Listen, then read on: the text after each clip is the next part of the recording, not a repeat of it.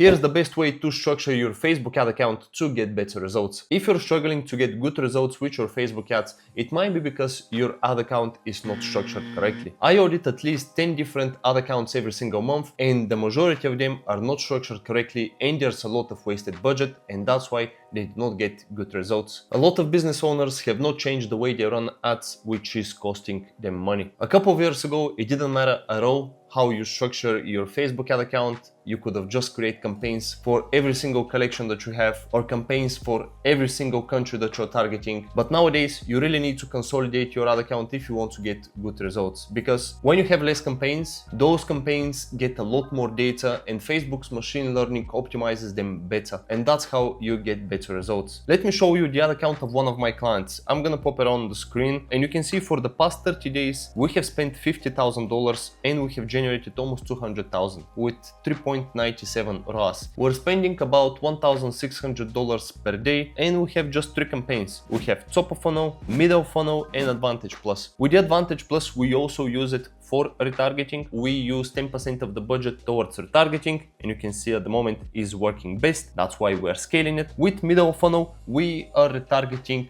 people who have engaged with us on social media, because with Advantage Plus campaign, you can retarget people who have been to your website, but not those who have engaged with you on social media. That's why we have it there. And then top of funnel, obviously, we use it for prospecting. Another thing you can do with your audiences is to try and combine different interests together. Back in the days, we were only running one interest at a time, but now if you combine similar interests together, you most likely get better results. Of course, I would always recommend, if you're gonna try lookalike audiences and interest-based audiences, to separate them, but if you're gonna run just interest-based audiences, you can combine 3, 4, 5, and even more in one ad set. Another thing you can keep separate is your custom audiences, because again, lookalikes, interests, and custom audiences are 3 very different types of audiences, so I always keep them separate, which allows me to analyze the data better and understand how they're performing. And last but not least, we have creatives. Now, with the creatives, I wouldn't recommend having more than 6 creatives in an ad set which are scaling. Of course, if you're testing, you can have a lot more. Usually when I'm testing, I'm gonna have 10 to 20 different creatives in an ad set, and that's how I test them. But when I'm scaling, I do not have more than 6 creatives, because I have found in my personal experience that having more than 6 creatives,